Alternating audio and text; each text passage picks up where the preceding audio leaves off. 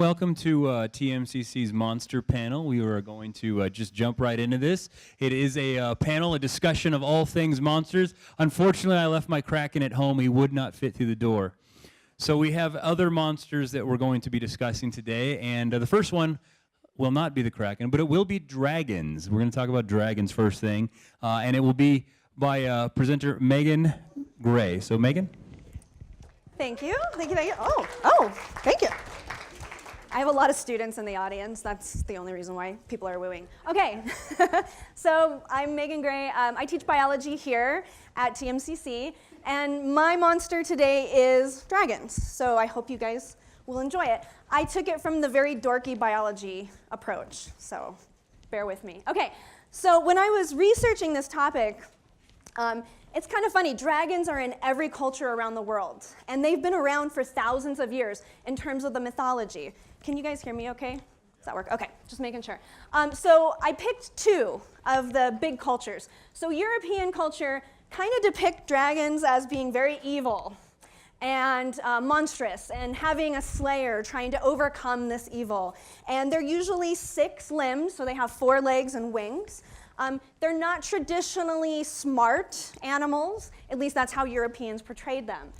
On the flip side, the Chinese dragons are very different. So Chinese dragons don't typically have wings, and they're much more serpent-like. So they look much more like snakes, they can swim, and it's kind of cool because these guys are portrayed as signs of luck and fertility and wisdom. A lot of emperors use these as emblems. So they're really revered in that culture. And so even today, right, we love dragons. How many of you guys watch Game of Thrones? Yes, a lot of you guys do, right? So we love dragons, good, bad, indifferent. We love dragons, and it's still something that we see all around today. And of course, I had to do a shout out to the good dragons as well. You guys, does anybody know who this dragon is? Valcor, oh my gosh, I'm gonna yes, the never-ending story. I figured a lot of my younger students would really, it's on your radar? Yeah? Okay, that's very cool. Okay, so dragons are still around. We like to talk about them, and it got me thinking, what would have inspired people thousands of years ago to actually talk about dragons or make up a mythology about them? So first things first, we probably think dinosaur bones had a lot to do with this mythology. I mean, if you look at a T-Rex, they look a lot like a dinosaur, right? Big head, big teeth, big jaws. Pterosaurs, you guys, they had wings. So it's not, unreasonable to think people would start making up stories. Stegosaurus has beautiful dorsal spines. So we think humans started to see these bones and they started making up stories. But there are living animals that kind of inspired dragons as well. So this, I present to you the frilled lizard.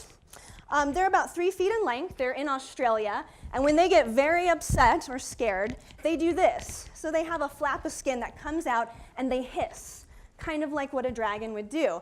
But these are not the best inspirations for dragons, because when they get very scared, they do this. They run on their back limbs, which is kind of cool, right? Kind of cool. Okay. So another animal that's living that I thought would be very inspirational are bearded dragons. So I brought one. Hi, Louie. He's been sleeping. So this is a bearded dragon. And if you look, they kind of look like dragons, hence the name bearded dragon. So it got me thinking, well, could this have possibly inspired some people to think, well, this looks like a baby dragon, so they don't get much bigger than this. And you can see the name comes from, the bearded name comes from, when they get a little scared, their chin turns black. So you can see, am I good?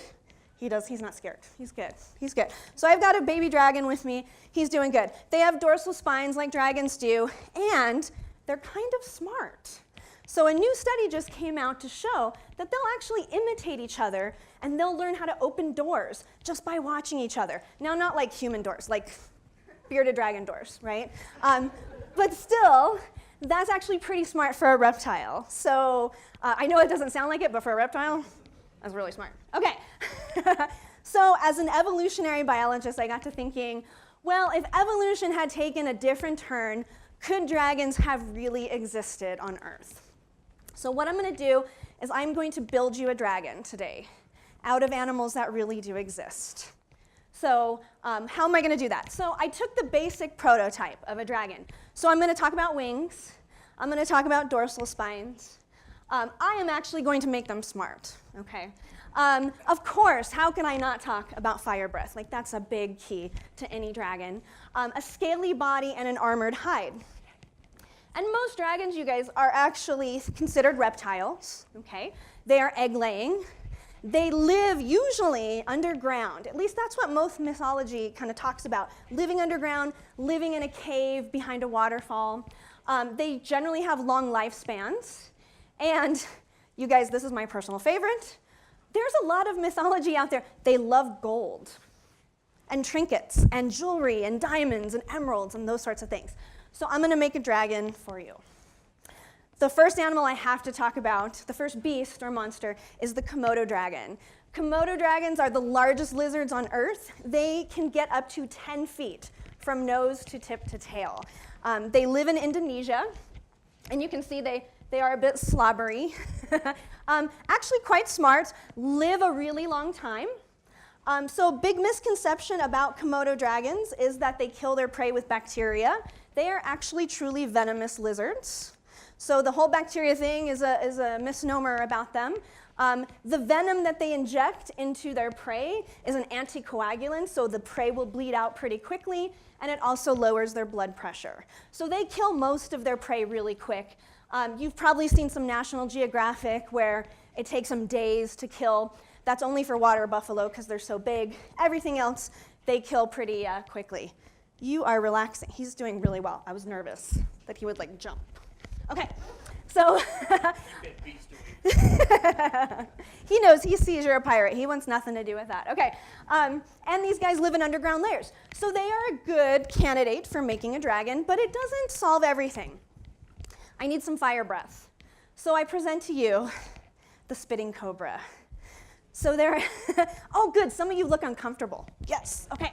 So the spitting cobra, many different types of species of spitting cobra. They spit venom out of their fangs. So they have very tiny holes, spit it out up to 8 feet. So the cool thing about them is they don't do this to capture prey. They do it for defense. So as long as you're not messing with them, they won't do it to you.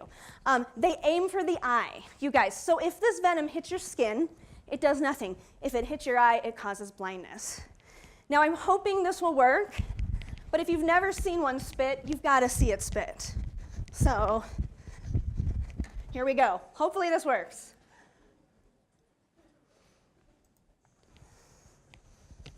It's watching me, waiting to see if I get too close.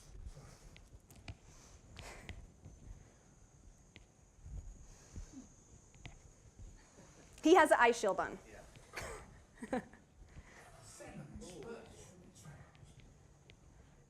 As it spits, it turns its head from side to side, so that the jets have the best chance of hitting my eyes. So that's pretty cool, right? So spitting cobras. So I would mix a little Komodo dragon with a spitting cobra.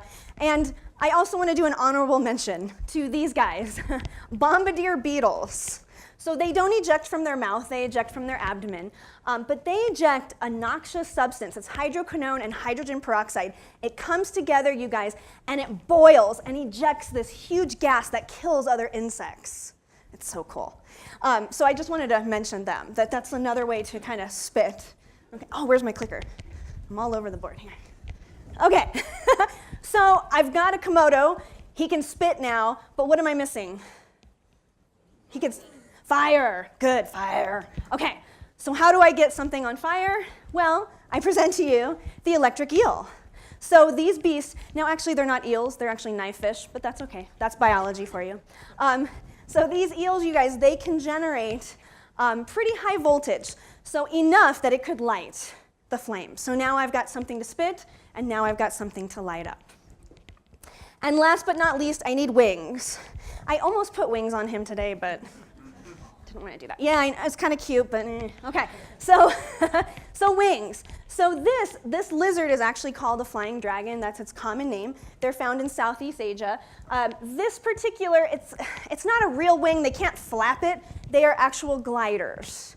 Okay, but I figure it's close enough, right?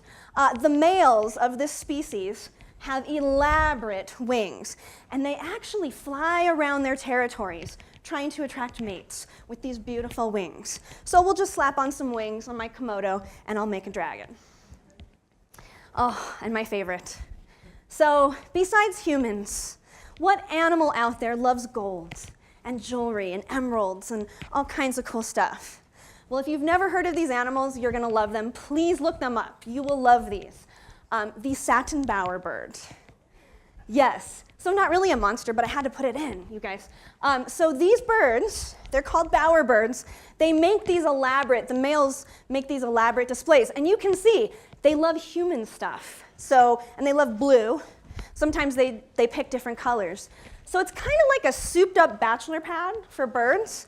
The males, they present this to a female, and she'll come in to this little tuft of grass, and she'll watch him build the bower, and then he'll do a little bit of dance for her. And then she'll decide if she wants to mate with him or not. This was the closest I got to lust for gold. This is all I could do. But please, you guys, look up satin bowerbirds. They are truly amazing animals. Okay, so since I am not going to find dragon eggs anytime soon, I made up a recipe for a dragon that you can take home with you.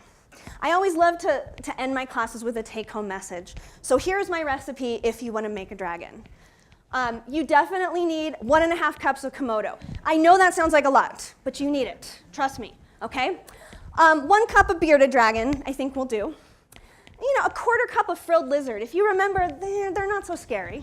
Okay? 1 cup spitting cobra, definitely need to spit.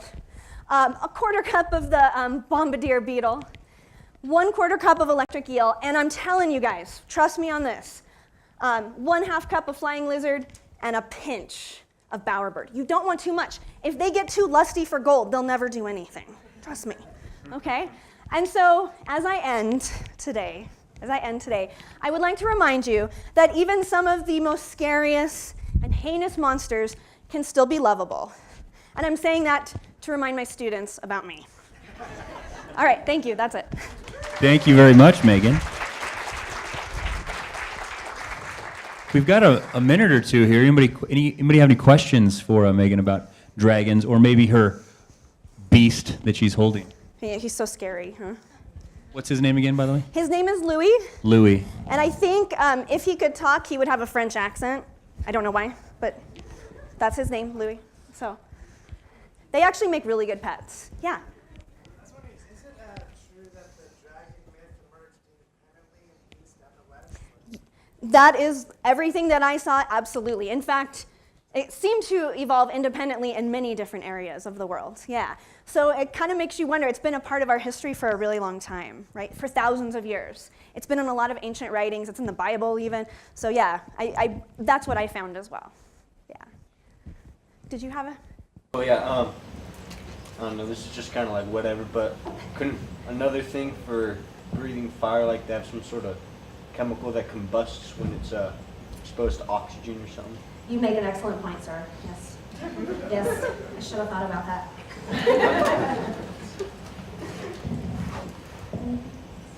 Well, thank you very much, Megan. We appreciate your discussion on dragons. My students, it's time for lab. Let's go. And I love this show. It's hard to wait till season 8. All right, ladies and gentlemen, for our next speaker, we have Marina Guirin Navarro talking about the business of death and dying. Professor? I changed my subject. Sorry. I didn't know that we're going to have this fancy microphone, so I'm going to be a little bit more stationary than the professor. So I'm going to take you guys on a little bit of a time travel. We're going to go all the way to Middle Ages. We're going to go to 1346. Does anybody know what's significant about this year in Europe? Or actually 1347 in Europe. 1346, we would be talking about the East. Anybody, any idea? It's pretty significant what happened that day. Or the Black Death, yeah, absolutely. Black Death, the plague, the bubonic plague. You might know a bunch of names for it. So yeah, let's talk about sociology of death and dying. How do I flip this? All righty.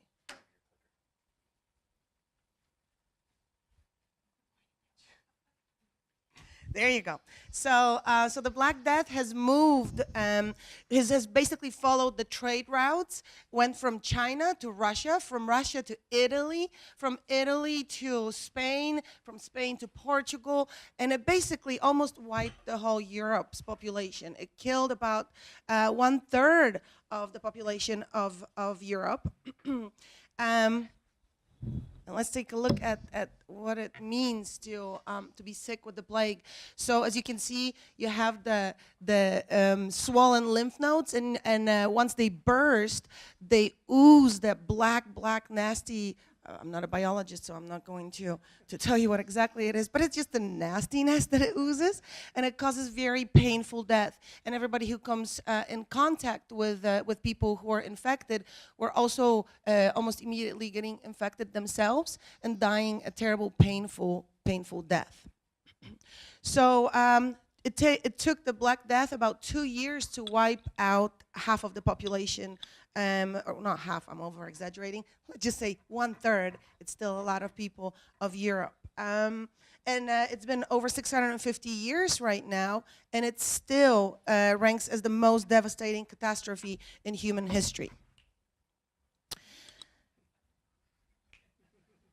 There you go. So these days, we obviously know that it was caused by a certain bacteria, but back in the days, we didn't know much about germs, bacteria, and how our diseases spreading from one another. So nobody knew about germs. Hence, the Pope Clement VI sent a delegation to Europe's most leading school of medicine. They went to Paris, and they were to examine what causes this plague, and they were to examine how to prevent the spread of this terrible disease. And this is pretty funny. The medics, they studied the problem, and they reported that particularly unfortunate conjunction of Saturn, Jupiter, and Mars, and the sign of Aquarius, shout out to all Aquarius, had occurred in 1345. And this has caused a particularly hot and humid year, and that has caused the temperature and whatever the constellation has caused the Earth to emit poisonous gas. So to prevent the plague, they have recommended that people should refrain from eating poultry, waterfowl, pork, beef, fish, and guess what? Olive oil. They also were advised not to sleep during the daytime, and to avoid excessive exercise. And it is unknown whether the Pope has actually taken their advice seriously and engaged in this preventative measures. But what he did, however, is he sat between two fires to breathe the purified air. And maybe, only maybe, it actually saved his life, because yes, this bacteria does die in hot temperatures. But apart from Pope, there were also other groups of people who managed to survive. They were the people who are well off, and people who, and Jews.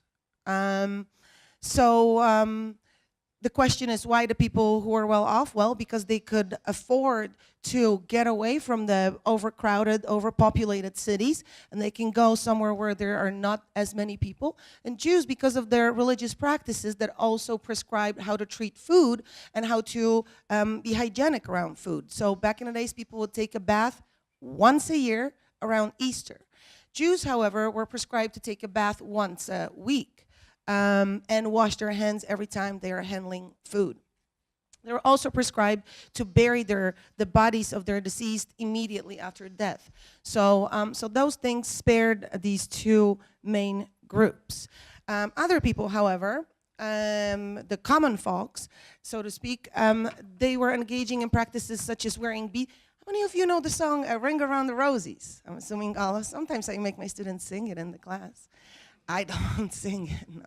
But, so Ring Around the Rosies, pocket full of posies. Why pocket full of posies? Because obviously it smells nice and it chases away the death. If it smells nice, it's good, it chases away the bacteria. Nobody knew about bacteria. So, so a lot of bloodletting was also happening. A lot of crazy stuff when we think about it these days, right? A lot of diuretics were prescribed. Go ahead. Go back. Sorry. So diuretics, bloodletting, barbers were performing bloodletting. We'll talk about it here in a moment a little bit more. But at this point, you are probably wondering, why is sociology the queen of all sciences? No, obviously you're not wondering that. Although if you want to find out, sign up for my class. What you are probably wondering is, first of all, what is sociology? Some of you might not be familiar with this branch of social sciences. But what you're wondering probably is, what does sociology have to do with death, dying, or diseases, aging, or any kind of a thing that would seem to be more of an interest to natural sciences? Hit it. There you go, right? So actually, the Black Death, or the studying of Black Death, embodies a lot of issues that sociology deals with. Should I keep it closer? So, so sociology deals with health, dying, diseases, aging, and whatnot. Because, for example, let's keep talking about the bubonic plague. As you recall, there were two groups of people who were not as touched or wiped by the bubonic plague as the common folks, right? There were the Jews and people who were well off. So yes, health is actually a health risk, and death is not evenly distributed, so to speak. Or death rates are not evenly distributed. So it is a sociological issue to see which groups of, which categories in our society are more at risk when it comes to various factors that are influencing health, right? We all know that if you have more money, then obviously you're going to have better healthcare, you're going to have less stressful job, or better ways to deal with the stress that you might have at work. Hence, this is what we would study in sociology. How is health distributed among society? How are death rates distributed among various categories in society? Number two, the story of Black Death suggests that health problems and causes of death, they change over time.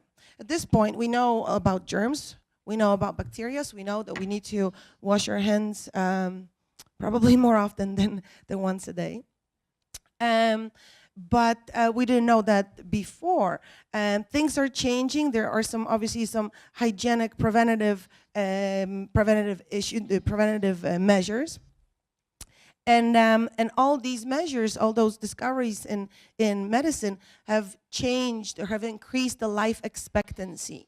So at the beginning of the 20th century, the life expectancy being average number of years that a person can expect to live was 47. Does anybody know what is the life expectancy now? The last data we have is from 2015. But can you guess what the life expectancy in the United States is right now? 78. You were super close, so I'm super proud of you. So yeah, today it's 78. 78. But obviously it's different for men, different for women. We would study that in sociology as well.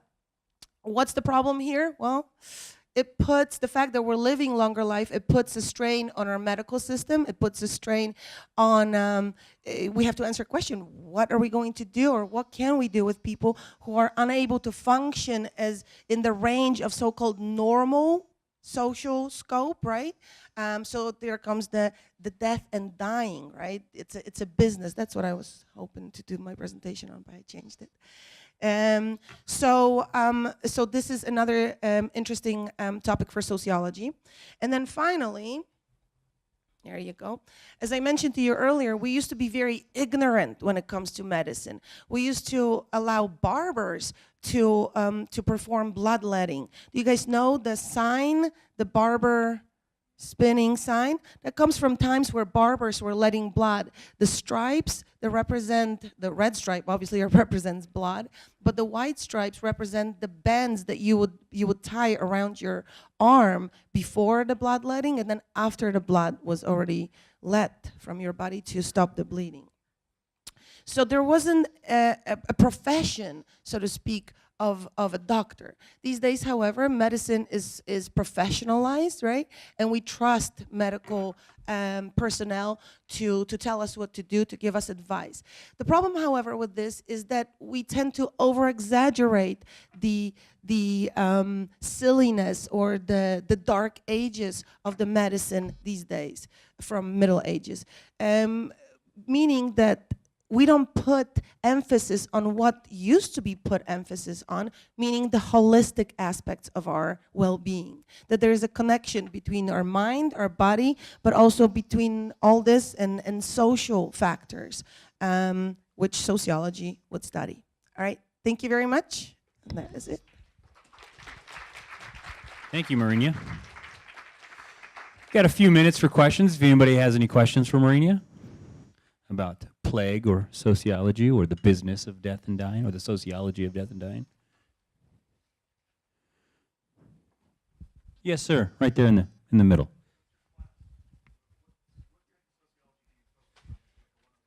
So this would be discussed in Sociology 101. In Sociology 101, I mean, you name it, we talk about it.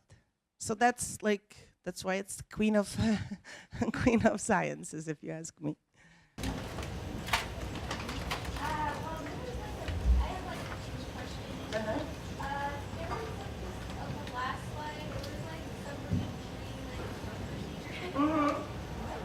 So basically, in the Middle Ages, it was all about the balance of fluids.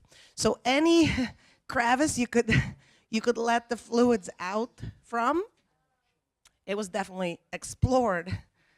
In this case, yes. All right.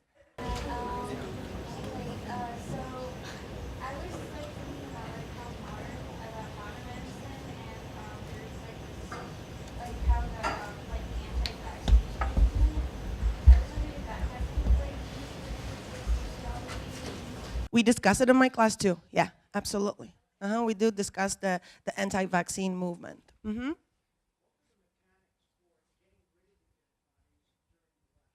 Just dump them wherever. Just like the same mechanics for anything that was waste back in the days, including like excrements or you just toss it through your window, toss it through whatever, right? Right on the streets, yeah.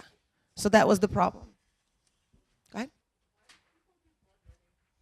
Again, because it was believed that the balance of the fluids in body was the key to one's well-being, right? Hence, it wasn't just bloodletting; it was also the diuretics, right? So that increase your urine production.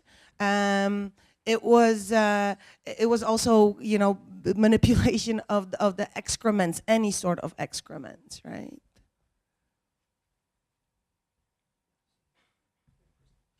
Good.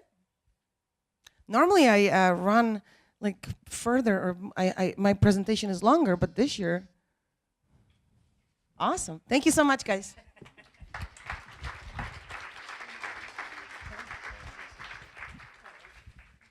Thank you, Mourinho. Appreciate it. Next on our list of distinguished professors, we have Hugh Frazier in the English department. He'll be speaking about vampires. Good afternoon. Today we're going to talk about vampires. I want to point out one quote up there, "For the blood is the life." That comes from the Holy Bible, and it's the basic reason why, sort of one of the reasons why the vampire myth existed. Because anybody that works with different kinds of fiction is always trying to justify its existence. So I'm going to go through some things that were pretty interesting. It'll tell you a little bit about the history here. Put this thing up there. Take it right up there. So take a look at these dates, okay? So we're looking at in the 1700s, a treatise on vampires is published by a French biblical scholar. Then in 1756, the peak of vampire hysteria hits Middle Europe. That's Hungary and those middle European countries in there. And then in 772, the peak of Russian vampire hysteria. When we're talking about hysteria, we're talking about everybody's looking for vampires. People are going out in the woods looking for vampires. People are talking about vampires. People are discussing the fact that people are dying from vampires. This is big time stuff. So those are huge dates. So you can sort of like from around 1740 forward is when all this vampire stuff started. And it has not quit. It has not given an inch over the last, couple hundred years. So if we start talking about what are the causes of vampire hysteria, okay, so let's take a look at some of the causes of it. First of all, you've got religion, okay? The devil is afoot in the land. He's everywhere, okay? Secondly, that particular quote I showed you at the beginning, the Bible, for the blood is the life. So they picked that quote right out of the Bible, okay, and the fiction writers used it. Tuberculosis, a disease with no apparent cause, so it became the bite of the vampire. In other words, people were dying of tuberculosis. They were just laying in their beds, wasting away, looking white and weak, and nobody could figure out why they were dying. They were dying by the hundreds, okay, because modern medicine didn't exist. So what you have to do, it's called mythology. You have to invent a reason why something is happening. So what they invented was the bite of the vampire. And so they blamed tuberculosis on the vampire. Then you got the past history. You got superstitions, legends, myths from old Rome, China, Egypt, India, Europe. So all these vampire mythologies and legends existed all over the world, not just in Europe. Okay, and then finally, strange signs, suicides. Why did people commit suicide? Eating meat killed by a wolf, witchcraft, an immoral life, a bite of some sort, strange markings. How many in here have tattoos? If you were living in 1700, we'd be burying you right now. Because if you had a tattoo, a birthmark, anything that was strange at all, you would be singled out as someone who was in league with the devil, who was in league with vampires or werewolves or whatever. So you stood very little chance of survival. That was one of the reasons why they were had all the witch trials, and they were burning all the witches at the stake and stuff, is because of things like that. Next, we take a look a little bit at some other dates and stuff that are important. Let's take a look at, because the vampire stuff just took off. Okay, so first of all, in 1819, the first vampire story is published. Okay, so fiction writers get a hold of this, and they said, this is great. We can write incredible stories. So then Dracula, 1800s, 1997, by Bram Stoker, the groundbreaking novel responsible for the growth of vampire literature. And he had this great line. He said, the dead travel fast. And so people believe that, because vampires could move by thought, and they could move on the rays of the moon and things like this. And so Stoker's book, which was written during the Victorian England times, where everything was prim and proper, and all of a sudden he comes in with this book that scares the hell out of everybody. And the book is also filled with all this kind of sexual imagery and stuff, which would again appeal to people in Victorian England. Universal Studios in 1931, the movie Dracula with Bela Lugosi. And in 1954, interesting, right? Dracula is banned from comic books. They said, wow, we can't have Dracula in comic books. This is bad. So then all of a sudden, there's our buddy Marvel Comics, 1971, ban lifted with the Marvel comic book presentation of, I'll put that on here real quick.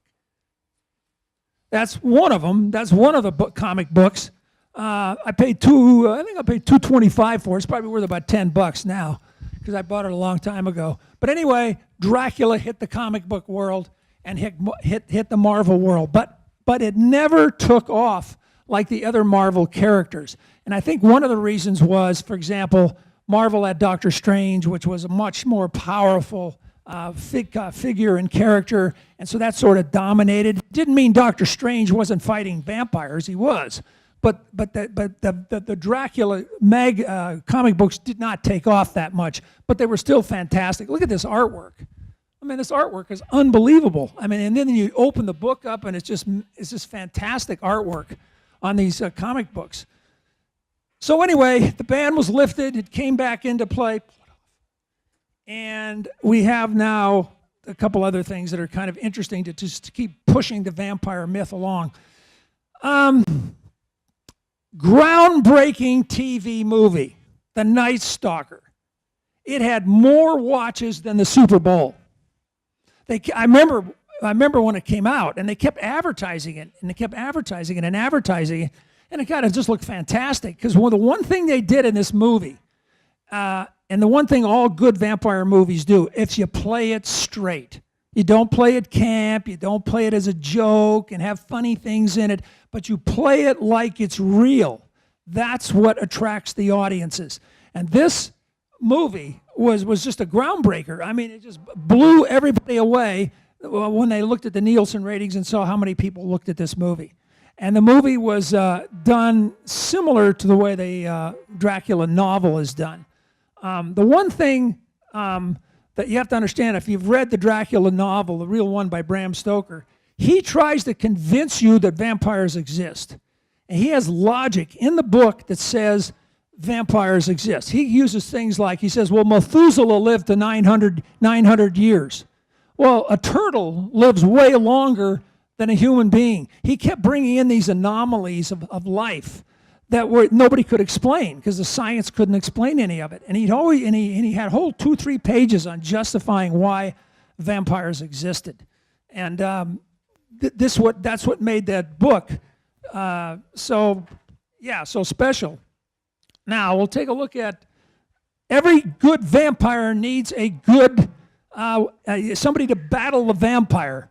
So we have Dracula versus Dr. Abraham von Helsing, one of the most advanced scientists of his age. Wasn't any normal doctor. This guy used hypnotism and astral travel and all these other crazy things because you had to have the best going against Dracula. The other thing that was going on at the time, Sherlock Holmes was very popular, and Sherlock Holmes had his nemesis, Dr. Moriarty, okay? And so Bram Stoker, who was an Irish writer, was very conscious of that, so he had to get somebody that was really had the mind to battle Dracula. Because I don't know if you saw the original Dracula movie, when Dracula looks at Van Helsing and he just looks at him and he penetrates his mind, and then Van Helsing shakes a little bit, and then Dracula says, Van Helsing, you have a powerful mind.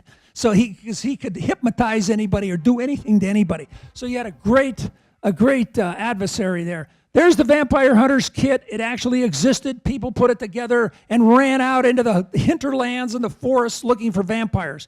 You had to have a mallet. Why do you have the mallet? So you can pound the stake. You needed a rope just in case you needed to get over a wall. Crucifix, absolutely. You know, the old crucifix. So you had to have that crucifix. You had to have your stake, and you had to have holy water. So that they put a little kit together, a little box, like maybe pick it up at Home Depot or something, and pick it up, and then put it together, and they just trot out trying to kill vampires. I mean, people did that. That's what they did. They were vampire hunters, and that's what they did for a living. And there were a lot of priests and different kinds of clergy involved in this kind of thing too. Okay, shoot up for the next one. We've got vampire powers and aspects. These are directly taken from Bram Stoker. He's as strong as 20 men. He can become a mist, a wolf.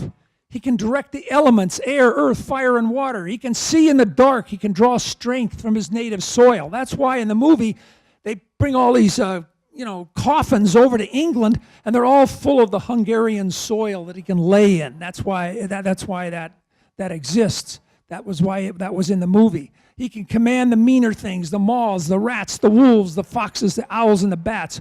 Did anybody see that recent vampire movie, Dracula Untold? Did anybody see that one? I recommend you go see it. I mean, you can see it in video now. But that movie really focuses on this. This is how Dracula defends his country by calling on all these different meaner things to fight these giant Turkish armies. He can vanish and grow small. He's go on for all time, so almost immortal. He travels on the rays of the moon. Look at this stuff that Stoker created here. This is why this is such an interesting character. Can grow younger. He does not drink wine. Everybody has him drinking wine. Now he doesn't drink any wine. Powers cease when the day comes.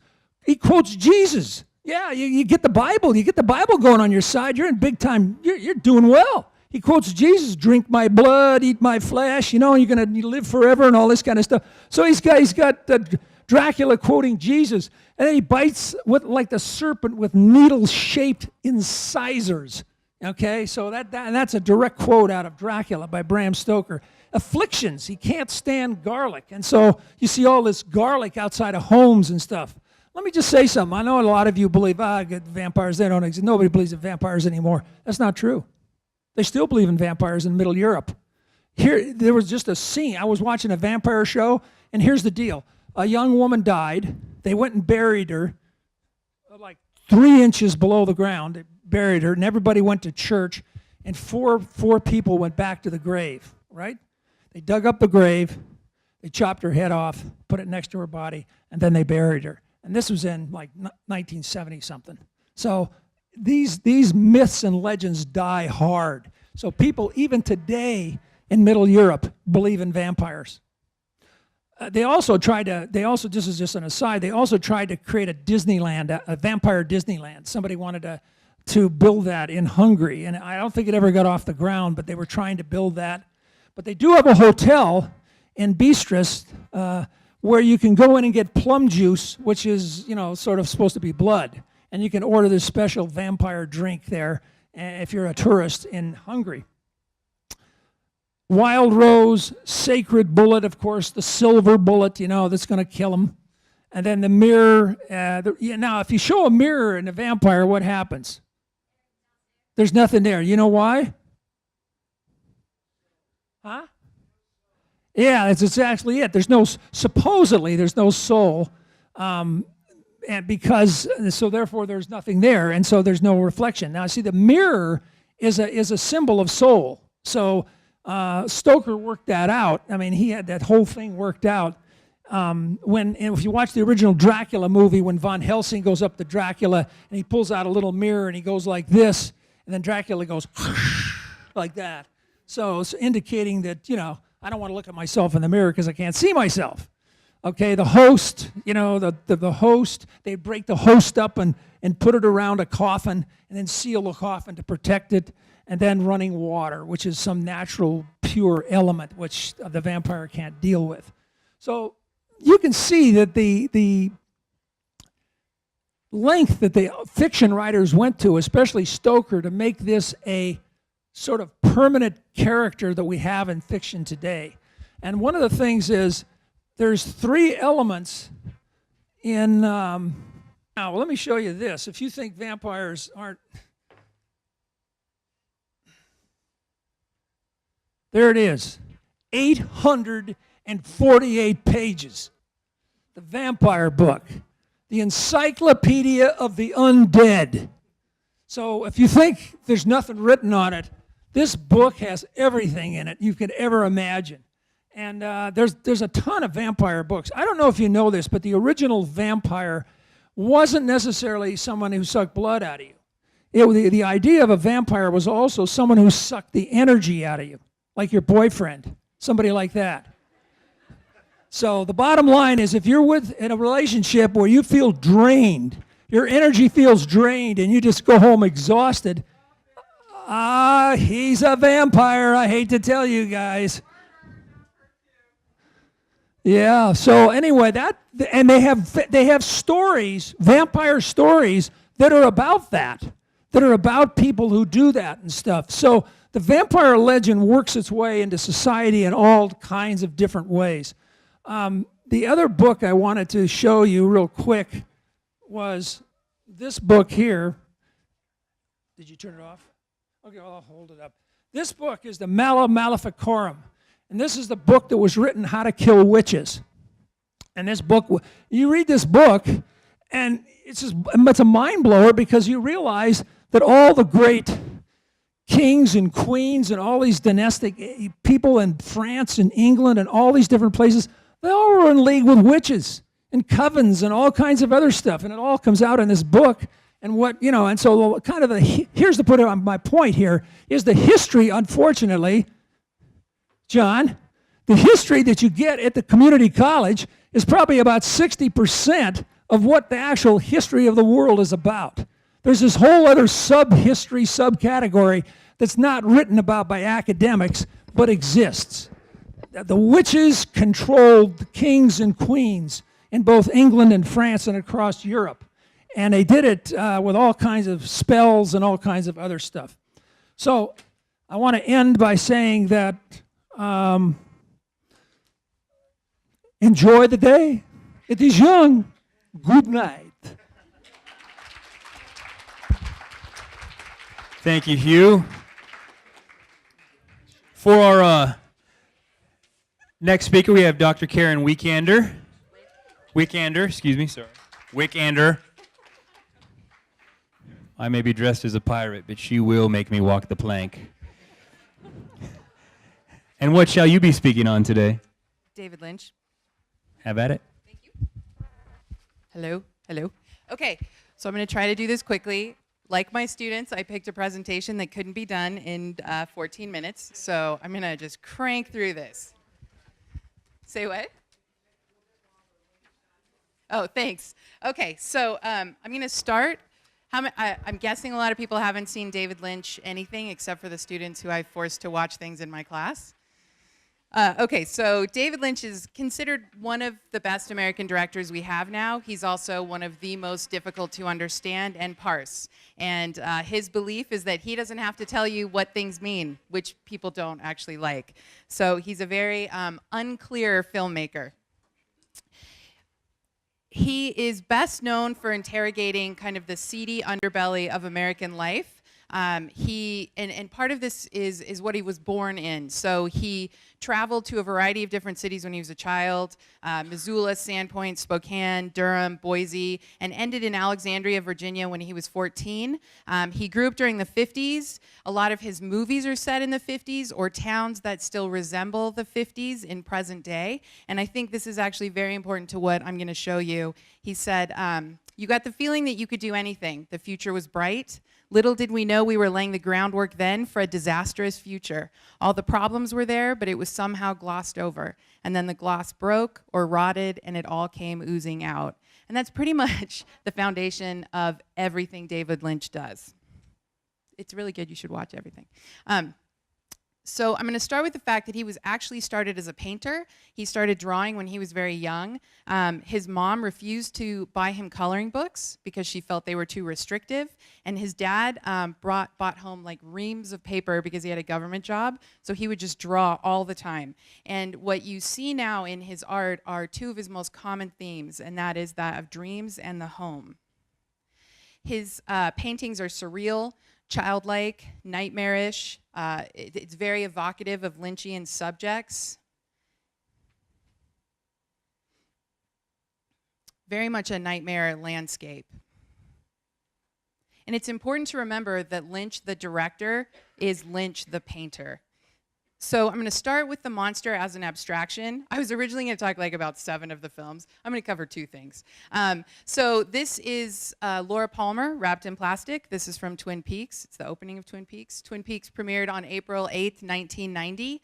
The TV that we have now would not exist without this. He broke network television in the best possible way. And you have to remember, those of you who don't know what television was like in 1990, cable channels barely existed. There was no cable programming. Everything was on a network. Twin Peaks premiered on ABC. And it's grounded in the shadow self, the unconscious, symbol, archetype, all these things that are kind of crucial to understanding the interior world. And so he capitalizes on this information. And in the 3rd episode of the show, this kind of broke America. And that was The Dream of Agent Cooper. Anyone who's been in my class has had to watch this, so some of you have seen it multiple times. But it was a 7-minute surrealist nightmare.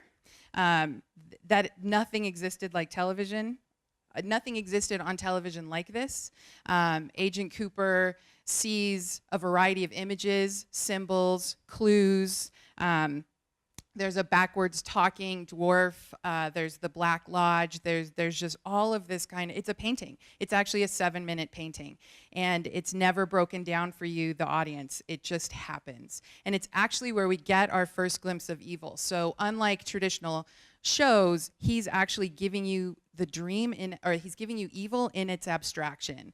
And that person on the bottom left is Bob. And he's our big bad. So Lynch calls Bob an abstraction in human form. And what Bob does is he takes possession of a human, of a host. And I'm not going to tell you who he possesses in case you should watch the show, so I'm not going to spoil it for you. But the person that becomes the host says, I saw him in my dreams. He said he wanted to play.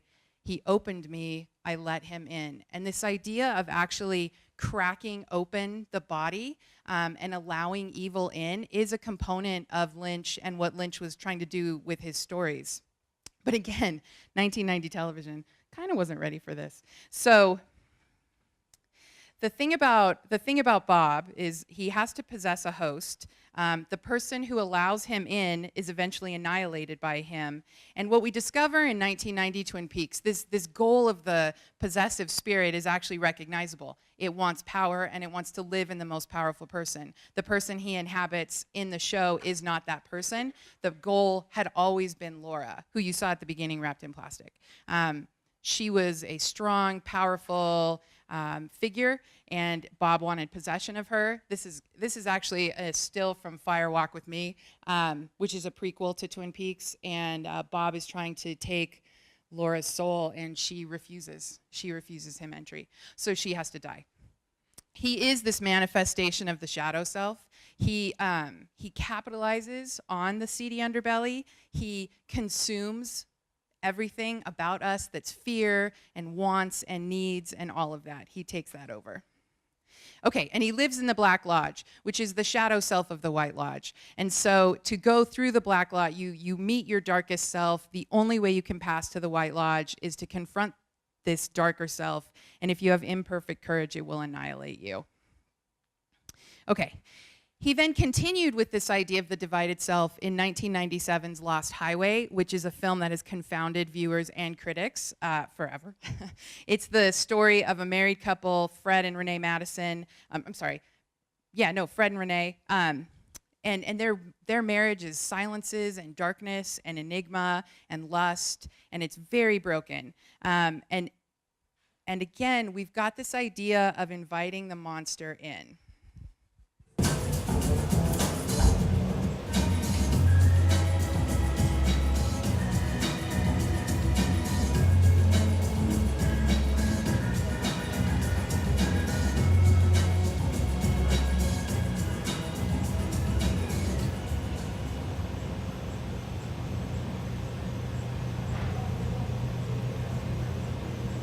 We've met before, haven't we? I don't think so. Where was it you think we met? It's your house, don't you remember? No, I don't.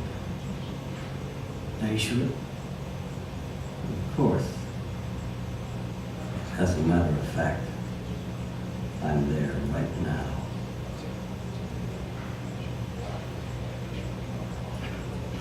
What do you mean you're where right now? At your house.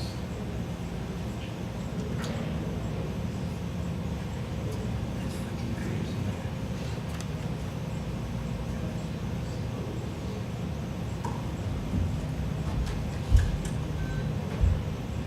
Call me.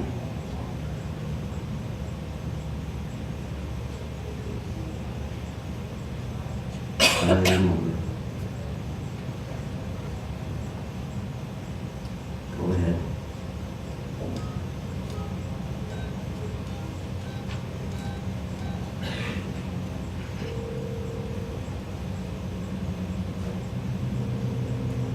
I told you I was here. But you didn't. They asked me.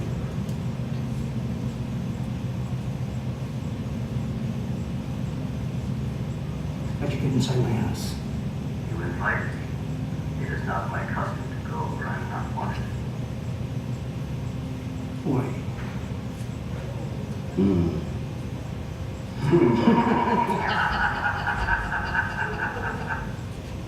me back my phone.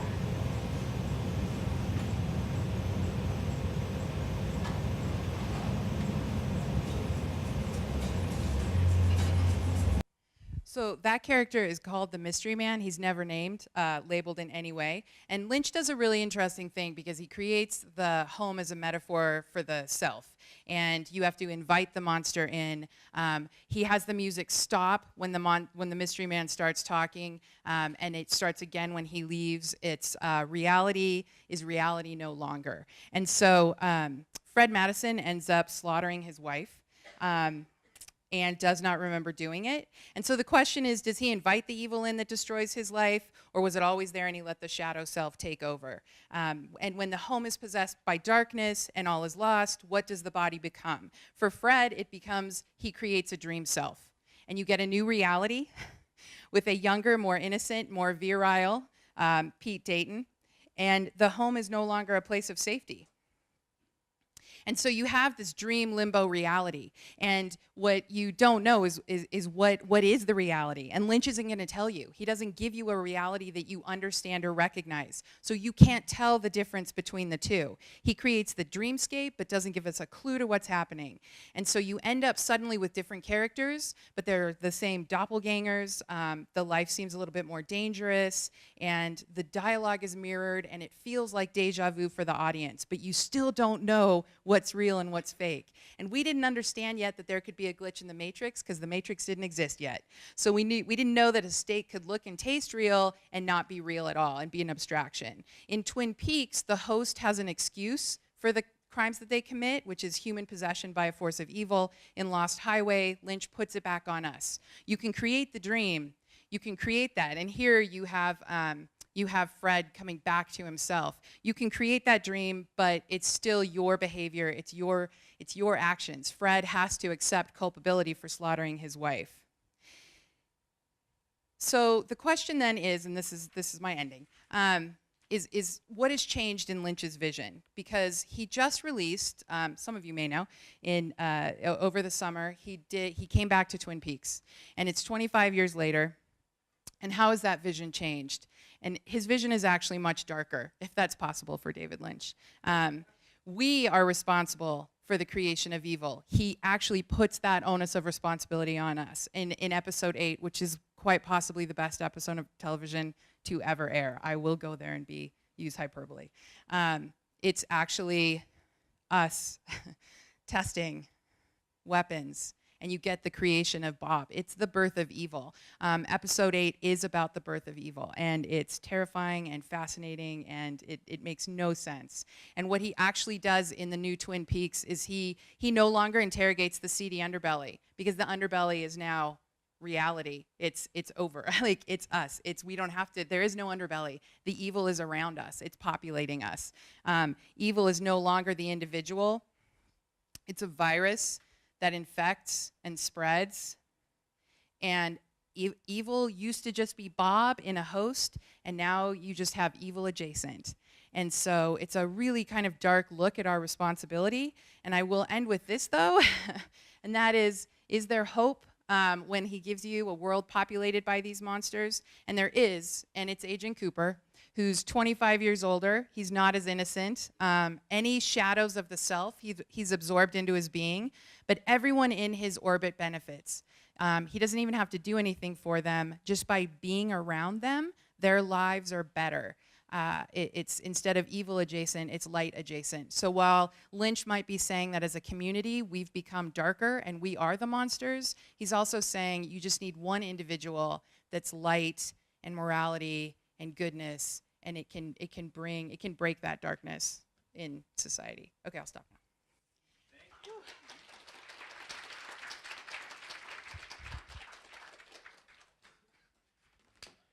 Thank you very much. That was fantastic. I don't feel so bad about myself now.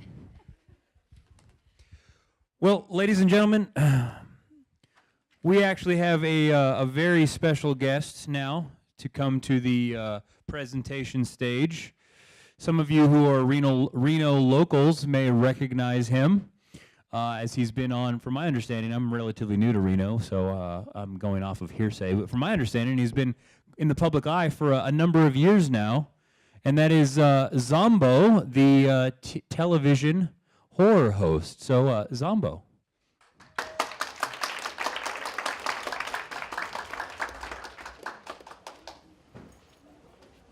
Hello, everybody! It's your old pal Zomboo.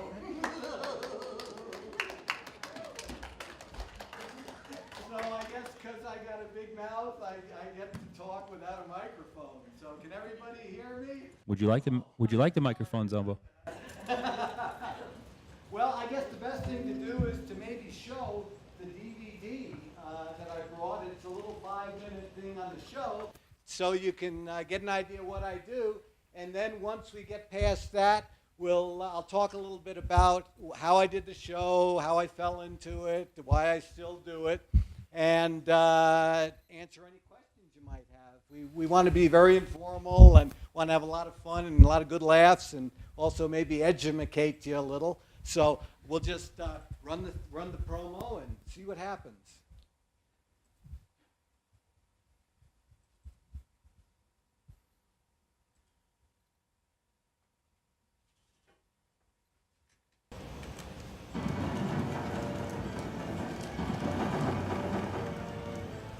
Henry Mustard, the angry mob is almost here.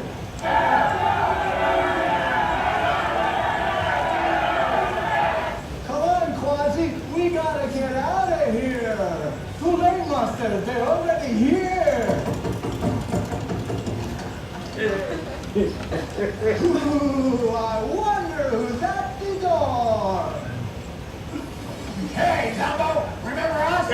Oh, I'm sorry, but I don't remember you guys. Well, maybe this will jog your memory.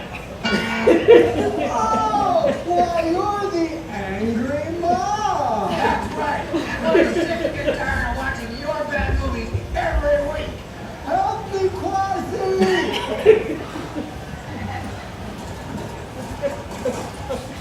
Here, Master, give me this.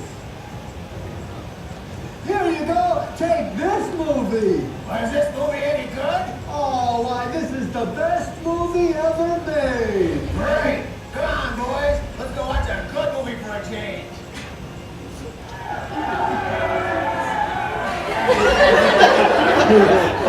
Do you like scary movies? Well, do you? Because strange images are in the air tonight. I've sent Quasi deep into the vault to pull out some of the scariest movies ever made. So turn out the lights. Get close to someone you care for. Because it's time for Zomboo's House of Horror Movies. Oh my goodness. This is unbelievable. What are we going to do? Oh, my dear, what's the matter? You will never believe what I found in little Zomboo's bedroom hidden under his mattress. An S&M magazine.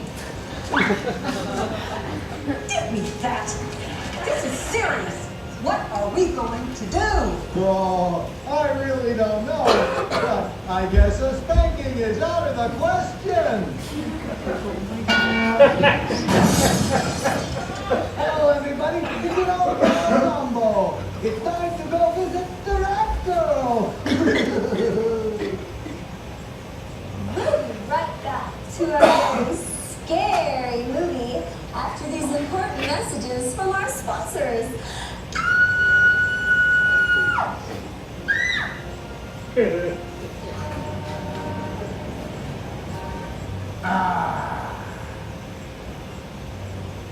Hey, bartender, come here. Yes, sir? I'm getting kind of hungry. What do you got to eat? Oh, well, we have beer nuts and we have deer nuts. What's the difference? Well, deer nuts are $1.25. Yeah? And deer nuts are always under a buck.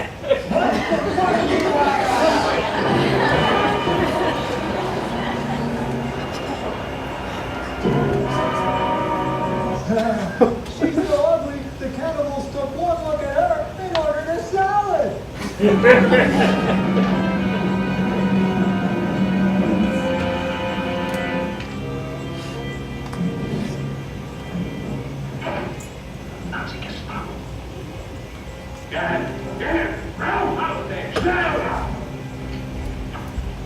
Uh-oh, looks like Oktoberfest has been canceled.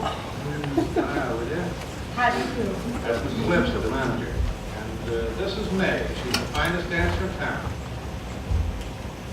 I'd like to play Connect the Dots with you.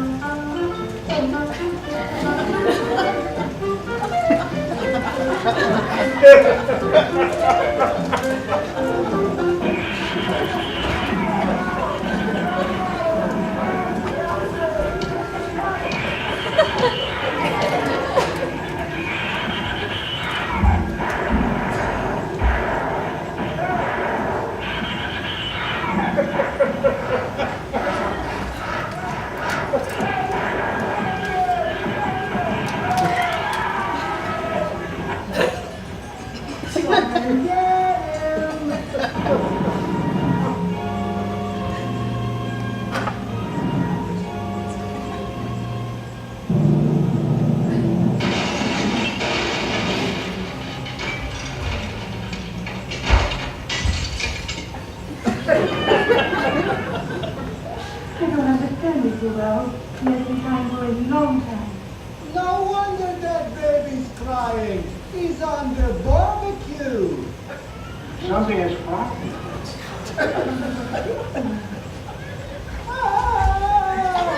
I want to be breastfed.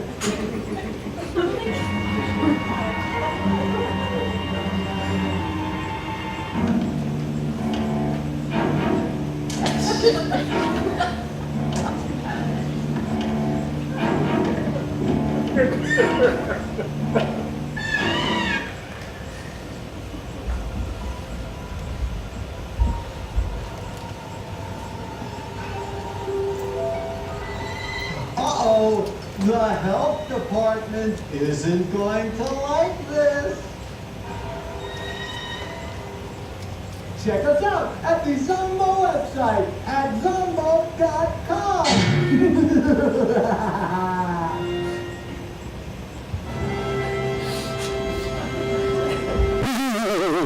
That's very scary.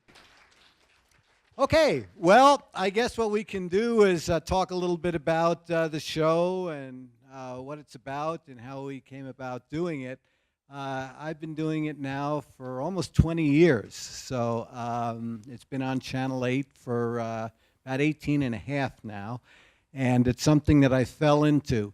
Almost 20 years ago, they had folks that hosted movies on other channels or Matlock or some other shows. And Channel 8 had nothing after the news there. And they came to me and they said, Frank, you're crazy. You can come up with a good idea and do a show. So we originally looked at 3 types of movies. We looked at Westerns, and then we looked at Charlie Chan. And the reason we didn't do Westerns was because everything was the same. They all jumped on horses and they went from one place to the other. And the stories weren't that much different. And growing up in New York, I didn't know too much about Western movies. So, you know, that's what I did. With the West for me back there was Buffalo. So,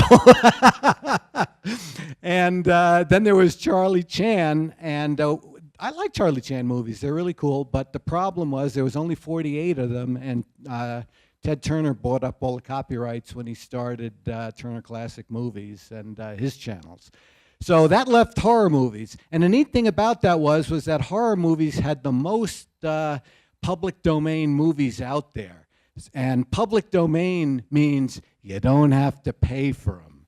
So the station really liked that idea because, oh yeah, this is pure profit. We'll just go out there and sell the thing. And we said, well, good luck. And we thought we were only going to do 6 shows. And what happened was the crazy thing took off, and we've been doing it ever since. And so over the last 18 years, we've done about 170 shows. And most of the movies are public domain. The ones that we did, a couple that we found out were copyrighted, so we cut them out right away. You can't show that, because if you use copyrighted material, the people that originally own the rights to those movies will come and sue you. And you know what? They're not going to sue old poor Zomboo. They're going to sue the television station and the broadcasting company, because that's where the big bucks is. So if I was to tell you anything to walk away from this meeting today is that Jerry Maguire was right. It's not, it was a bad movie, but it really is all about the money. And as you get older and work for a living, you're going to find that out. So that's how we started doing the thing. And my mentor was Soupy Sales. And Soupy Sales was the last of, I think, the great slapstick comedians. And you can see a lot of influences on the show. We have Werewolfie, who's like the hand behind the door. We had The Door. And just a lot of the stuff are quick jokes. And that's why people like the Marx Brothers were very successful. The Three Stooges were very successful. Abbott and Costello, to some degree, but not as much as the Three Stooges and the Marx Brothers, because they were rapid-fire jokes.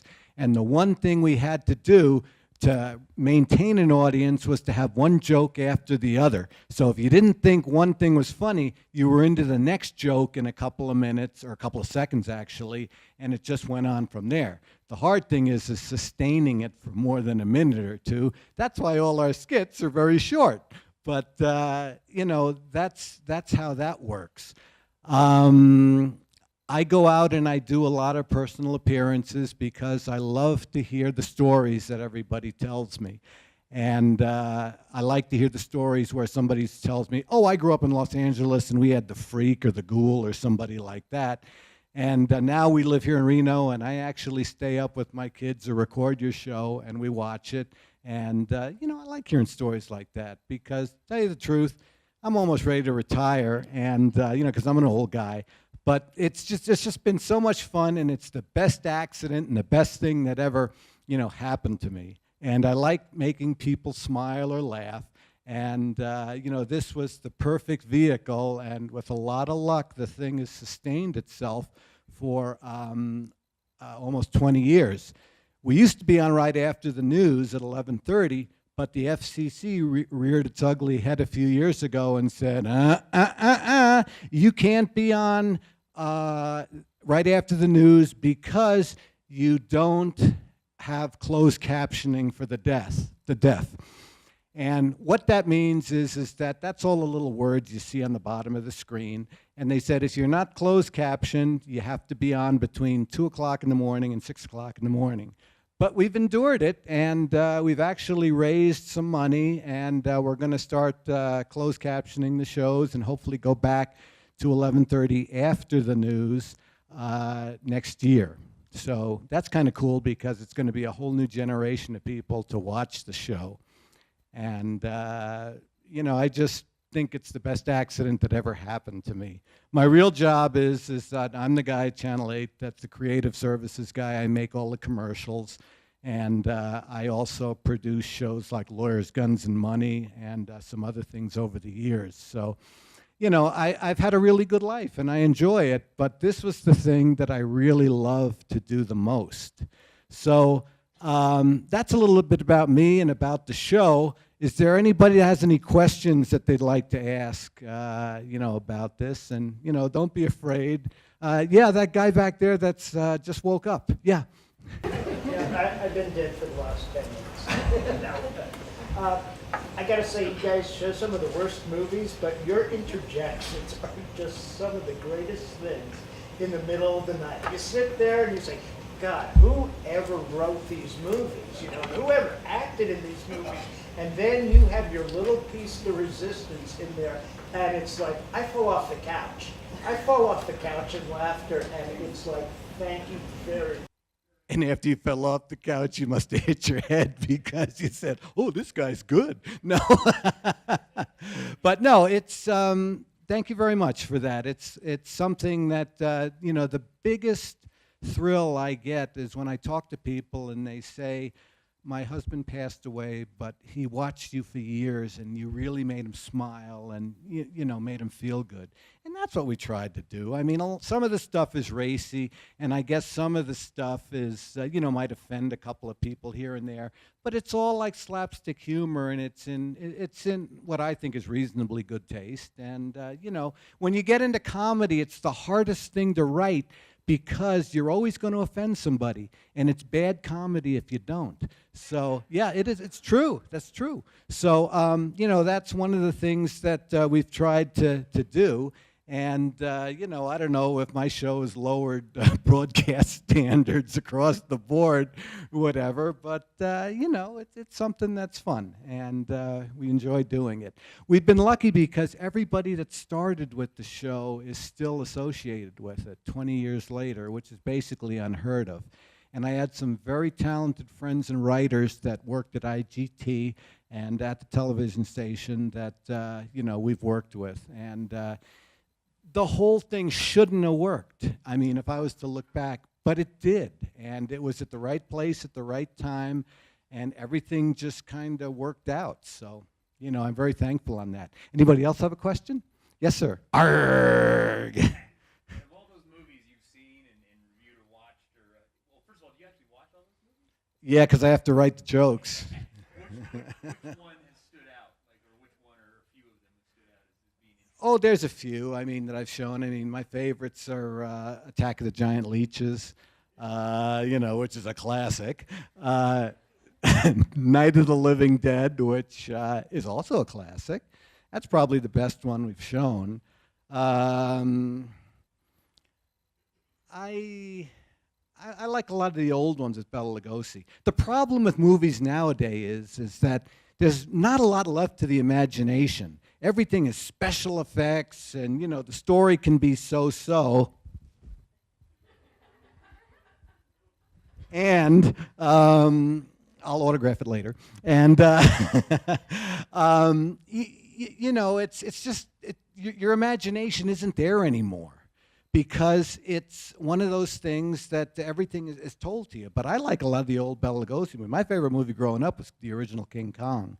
I mean, I was interested in animation, and I did a little cartoon in, you know, high school, and did some animation with puppets. I went to school with Chiodo brothers, who did Killer Clowns from Outer Space and some other crazy-ass movies. But, you know, it was neat. Now it's all done with computers, and yeah, I guess it's a whole different generation. But back then, if I ever had a chance to live and make movies in Hollywood, I would have loved to have done the serials, because there was a different thing going on every day. If there was a train wreck over here, oh, we got to get the cameras and go out there and shoot some scenes there, because we'll put the train wreck in the cliffhanger for chapter 10 of the serial. But, you know, you just roll with the punches when you do this type of stuff, and you hope that you get a little longevity, and I've been very lucky. Does that answer your question? Okay, good. Okay, I'll give you $1 after the meeting. Anybody else have a question or anything?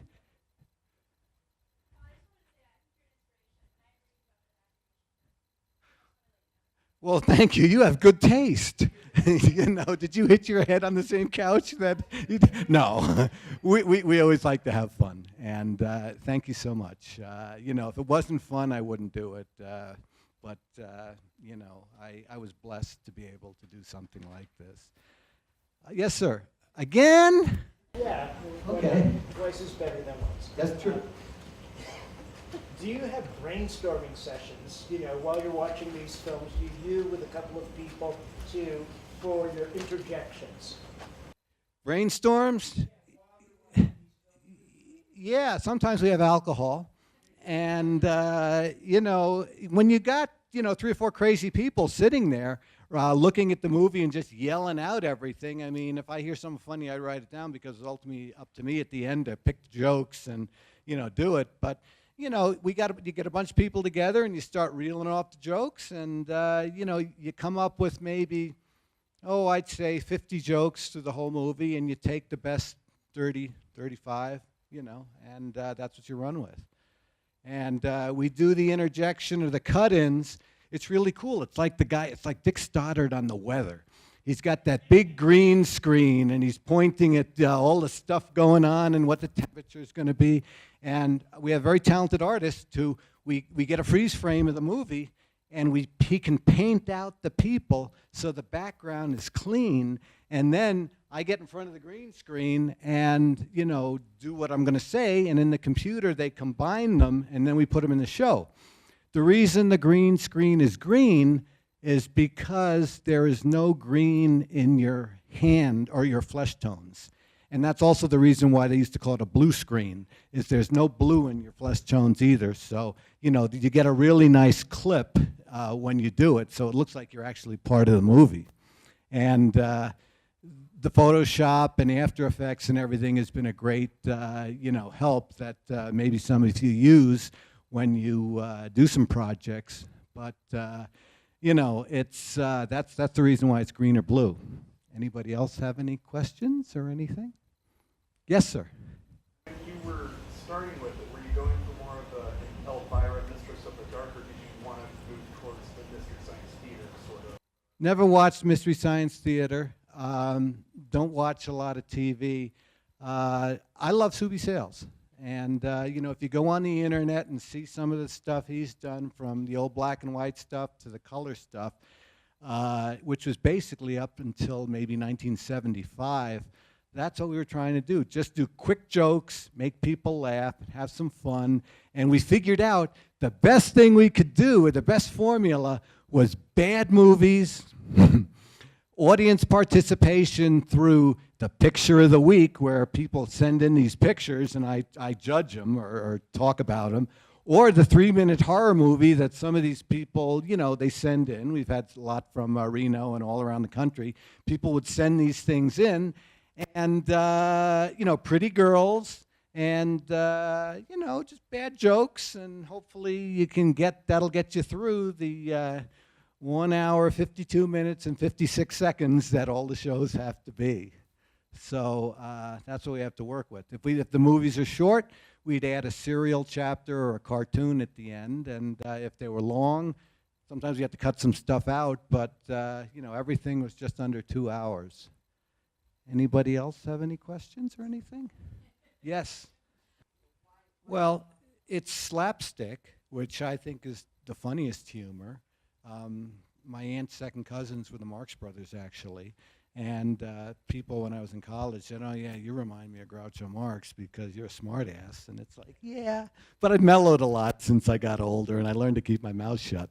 But I liked Soupy Sales. And it was when you thought about what you could do to put a show together. What's the set going to be? Is it going to be a mad laboratory? How are you going to have all these crazy people or do all these skits that can range from anything to everything?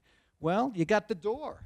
And all you see is the hand on there, and the guy that played the guy behind the door is terrific. He's a stand-up comedian, and he's in San Francisco now, and he's funny. And he was really good at that with the hand gestures and everything, and it just worked. So that was a great venue to do, was have a door there and have all the problems come through the door.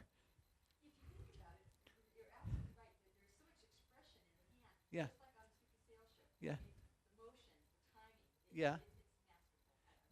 Yeah, and we all grew up with that stuff. I don't know what the kids watch now, but it's something that you're always influenced a lot by what you saw when you were growing up.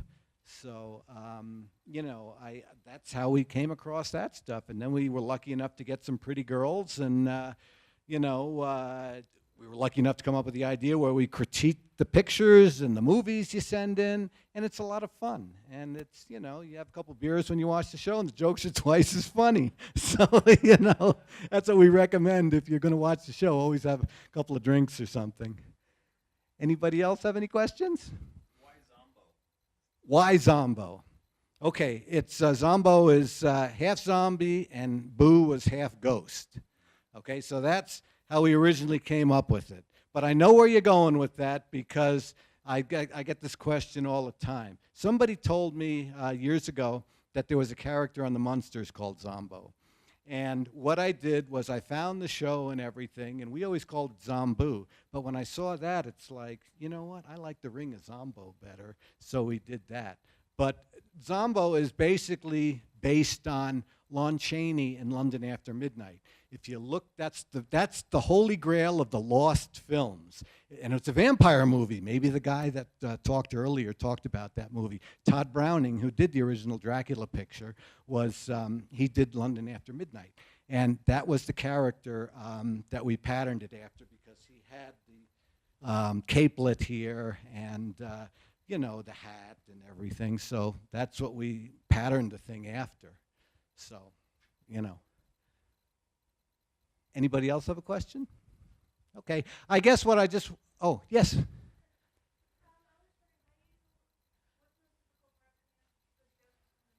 I'm sorry? What's the most difficult part? When the movie's actually so bad it is funny. You know, the hardest movie we ever wrote jokes for was Little Shop of Horrors because it was funny, you know, and then you're competing, and then the comedy gets on more than one level and all different kinds of stuff. And so we learned real quick, because that was show number 4, that we want to stay away from that stuff and just do bad, scary movies. So that's what we did there. The one thing I just want to say to everybody here is that I fell into this thing. It was a total accident, but you know, it's the best thing that ever happened to me during my life so far.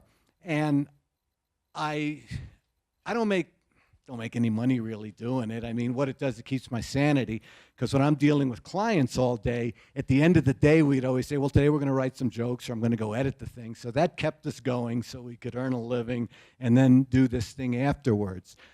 You all are young enough where when you get out of here and get your first job, you can afford to make a mistake. But, you know, be sure that you choose a career or you do something that you really like, because that's who you're going to pretty much become the rest of your life. I'm always going to be Frank the TV guy, you know, or Zomboo or something like that. But, you know, life is tough now, and a lot of it isn't fun, and you might as well get into something that you enjoy doing, because you're going to be doing it for the rest of your life. Thank you. Thank you very much. It was a pleasure coming and speaking to everybody, and everybody's so nice. If anybody wants to, you know, get a picture and stuff with the freak, you know, come on up. We'll take a picture, and we're good. Anybody want a picture with Zomboo? Come get your picture. Zomboo, would you like your DVD or CD there back? Yeah, maybe I could get some for it on eBay. I'll pull it out. I'll bring it to you. Oh, okay. Sure thing.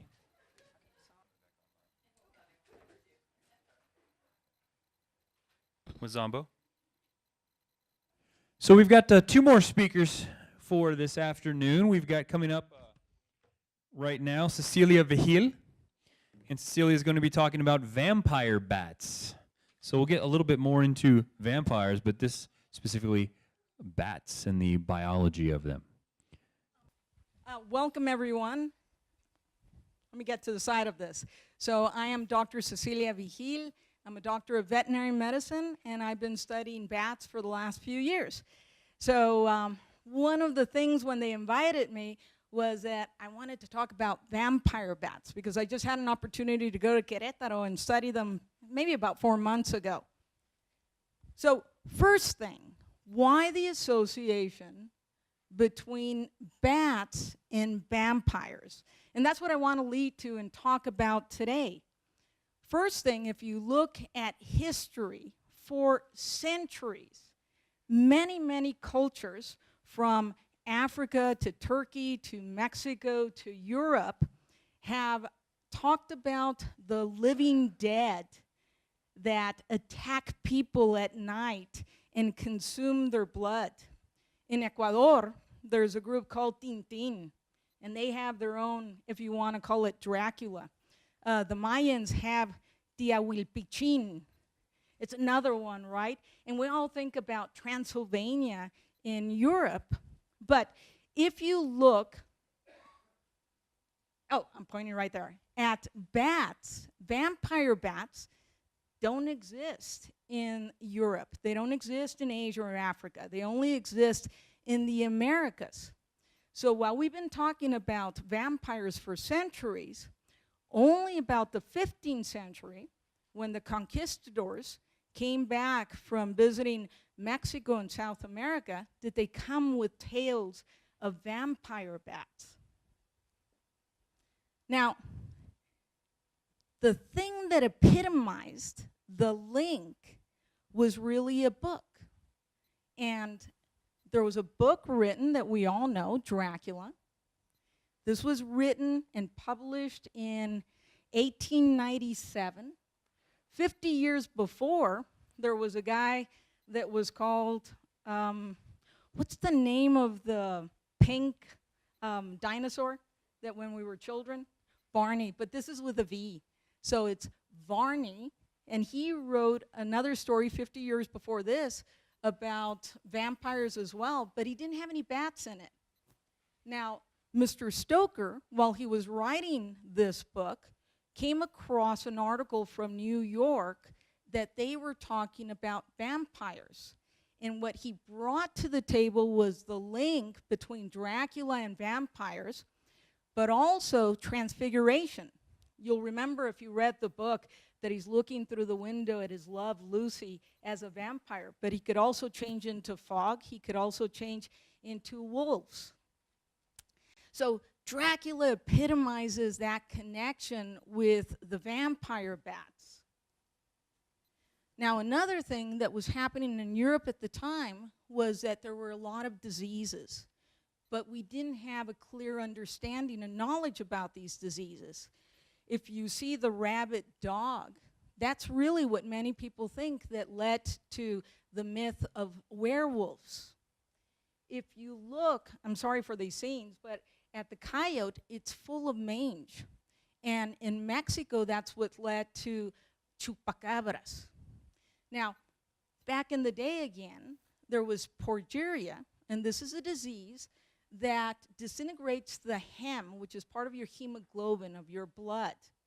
And in this disease, if you are a carrier, because it's a genetic disease, what happens is that you have rashes, you become itchy, but get this, if you go into the sunlight, you get these blisters. So they would stay away from the sunlight, they became very pale, and in extreme circumstances, they would bleed from their gums, and the gums would recede, and the teeth would become more pronounced, like that of vampires. And then the last thing that was really extreme is that their bowel movements would become purple because of the breakdown of this hem. So people would say, were you drinking blood? Look at those teeth, you're pale, you're a creature of the night. Now, what I'm waiting for is for the next Bat Sasquatch, right, that somebody's going to invent, because these become myths that become part of our culture. Now, Hollywood became a big factor in all of this. In 1922, Nosferatu was the first film that talked about vampires. They didn't include bats, but in 1937, Dracula came out. Bela Lugosi, did I pronounce that correct? 1932, so 5 years off. But in 1932 was when that link between bats and Dracula came exposed to the Hollywood culture. And we've been exposed to all of this, again, through these books and through these films.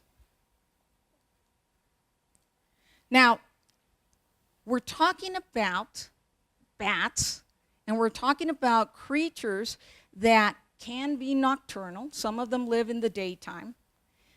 Creatures that fly in the night. They're the only mammals that can fly. And some of them can also drink blood. Are they the only organisms that can drink blood? I think you mentioned leeches before, right, in one of the movies.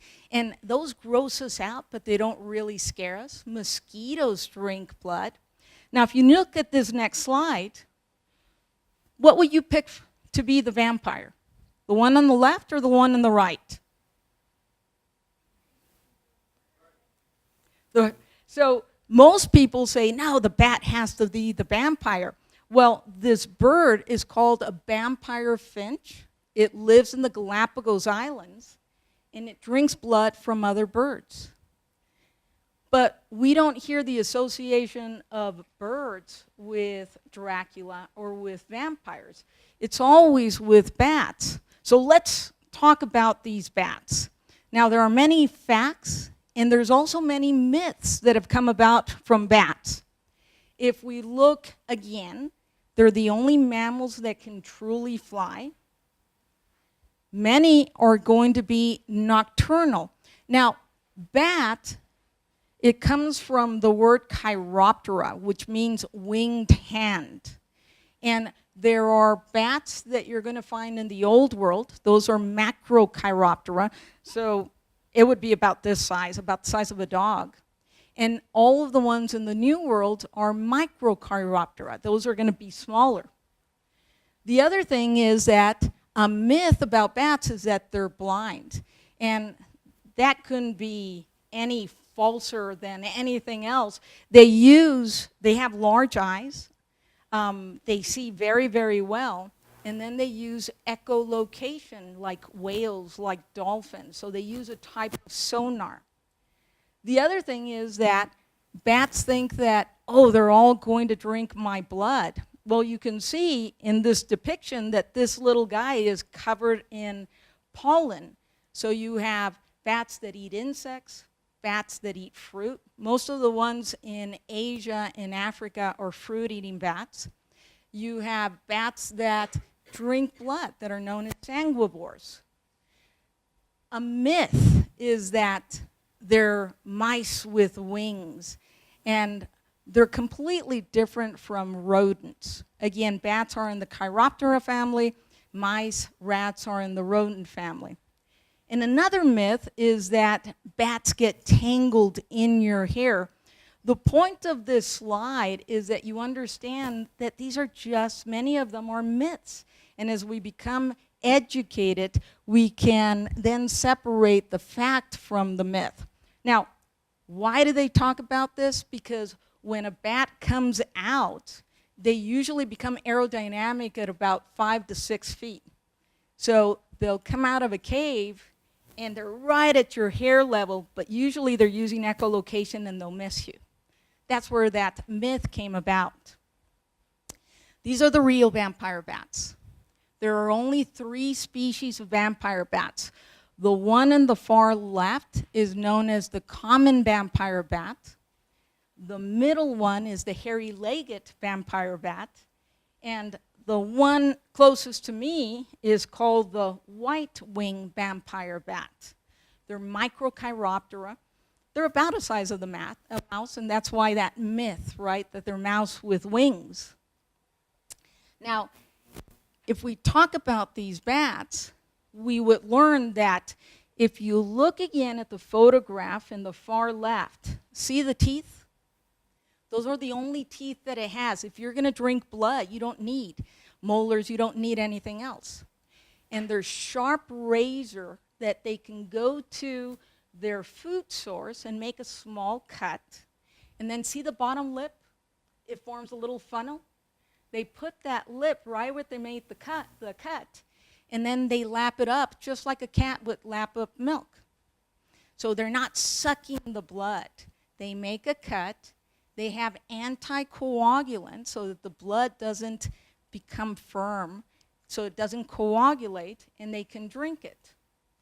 The next thing is that they have these very unique sensors. So where am I going to make the cut? Where the blood is passing, it's going to be a little bit warmer. So these sensors assist them with being able to feed very fast from their prey. Another thing is that they're very social animals. So the second picture from left to right are some baby vampire bats. The parents will go out at night. There'll be babysitters in the colony. They'll come back, regurgitate the blood. And if you're getting really, really old, there's going to be a geriatric center for you as well. And the bats will take care of their old as well. They're social groomers. When they come back, they'll groom one another and cleanse one another. They can walk in their hind limbs, and there's a video connected to this. Let me go ahead and click on that.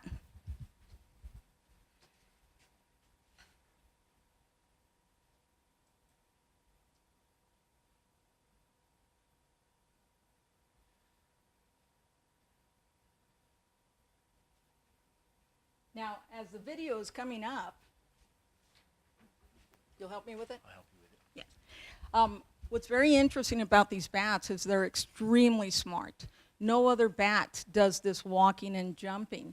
But as they're approaching their prey, there's that video. You could see it, and they'll stand in their hind limbs and walk around. But what they do is that they'll mimic a chicken, and they'll go up to a cow, which is usually what they want to drink blood from, and they're just going, quack, quack, quack, quack, quack. Well, that's a duck, not a chicken, right? You know, but they're mimicking something, and the cow is confused so that they can get close enough to them, and then they sense where the blood is, make a small cut, and lap up. We can close that one. I'm going to backtrack just a little bit because, again, the first bat to the left, what they like is drinking blood from cattle. The other two are a little bit more elusive, and they like chickens more than anything else. Also, you'll notice that the bats are only found in the Americas. So this is why I was making the point before that for Dracula to be able to be written, it was a story that came from the Americas. And we find them in Mexico, Central America, and in South America. More videos going on.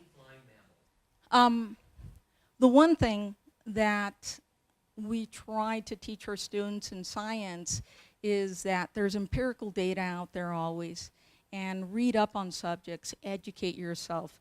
Don't be the person that, oh, I saw a coyote and I'm going to start making up that it's a chupacabras.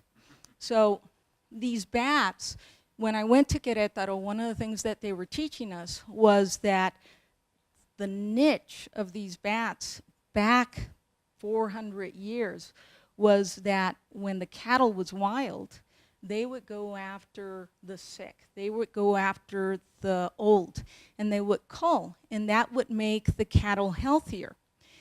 As we have industrialized cattle farming, we basically have a smorgasbord for them. They don't have a function anymore. And in Mexico, you'll notice that this bat is covered with this red goop. What they do is they put a rodenticide, and knowing that they're social groomers, that bat will go back to its cave or wherever it's living that night, and 12 other bats will lick it, and they'll die. And the reason is more than anything fear and economics, because the bats will go back to the cattle over and over again, and the cattle will lose weight. Now, in this map, you're seeing that it's in the fringes east and west of Mexico. The reality is that they're almost to Texas. So the United States Department of Agriculture is preparing for the bats entering the country and for the economic losses that they're going to bring. The thing is that I personally want to start working with some of the biologists in Mexico and see if we can find a good use for these bats. Now, people are talking about, well, they produce anticoagulants. We've already synthesized those anticoagulants, but I don't think that an entire species should be eradicated. We have other animals that cause harm, and we're not trying to eradicate them. Now, again, the connection to Dracula, it's history, right? It's Hollywood, it's books, it's myths that are created. And I'm going to show you one more video. And I do want to give a disclaimer out. If you are faint of heart, you might want to close your eyes for just a little bit or leave the room. If we can go to the next slide, and if you can click on.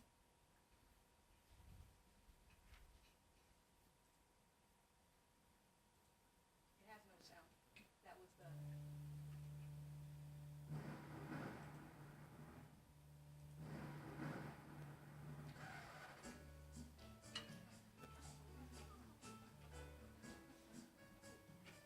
They're monsters.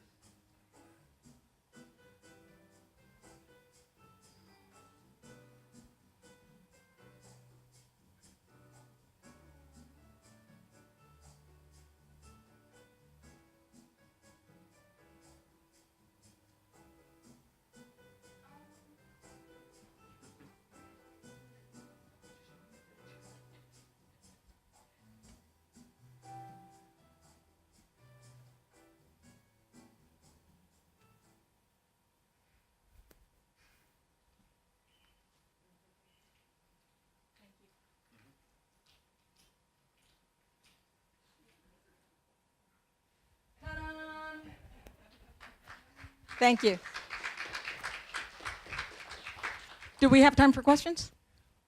Or are we 15 minutes in? Oh, okay, but. Yeah, it is a beautiful sight. Those are Mexican free-tail bats.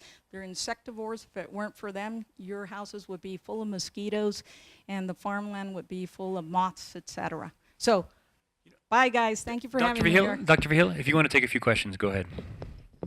Go ahead. Yes. Will the migration of bats to Texas displace the bats that are already there? Would they try and live in the same places? No, there's no competition with the bats that we have in Texas and the vampire bats. Most of the bats in Texas are the Mexican free-tails. There's Meadows, there's California leaf-nose. They don't compete either for territory, and they'll never compete for the same amount or the same food. But the United States is preparing for, and we think that they're migrating because of climate change. So they're moving north. There used to be vampire bats about 100 years ago all the way to Virginia. But then they dissipated south as the weather became colder. Now that it's warming up again, they're moving up again. Natural predators would be hawks, owls, mostly owls. But in the crepuscular, when the sun's going down, you'll see red-tailed hawks consuming them. Every once in a while, when they're in the ground, you'll see a coyote snatch one up, but that's pretty rare. Yes? It is, and again, that's a fungus. And it started in Europe, but in Europe that fungus didn't take. In the United States, some people that were in Europe brought it inadvertently to the United States. As they went to explore the caves, they contaminated, and this fungus causes, I don't know if you've ever had like athlete's foot, how it itches really, really bad and it gets red and sore. So the bats are hibernating, and they wake up and they lunge themselves into the snow to kind of alleviate the itching, but then all that energy was used and they don't make it through the winter. And what's happening is that it's moving very rapidly, and I think they just found 2 cases in Nevada. Anything else? So after my spiel and seeing that video, who thinks bats are evil now? excellent. I did my job. Thank you very much. Thank you, Dr. Vihil. I do have one quick question. I was in Australia once, down in Brisbane, and there was these huge bats hanging from trees upside down. I looked up, and they looked like they were dogs. I mean, the size of dogs. What kind of bats were those? So the video that you were watching is those types of bats, that they look more like dogs. There's so many species, who knows what type Yeah. you were seeing. They were creepy looking, though. But I love bats, so. Yeah, they are kind of creepy, but if you ever want to go, take a biology class with us, and we'll take you out batting, and we can see them up close and personal. Fantastic. Thank you, Dr. Vihil. Ladies and gentlemen, that concludes our Monsters panel. Thank you for your time, for your attention, and thank you for the speakers, Zomboo, Dr. Vihil, Dr. Weekander. We appreciate your time. Everybody, thanks for coming, and we'll probably do this again next year, so hopefully we'll see you there as well. All right, have a good afternoon.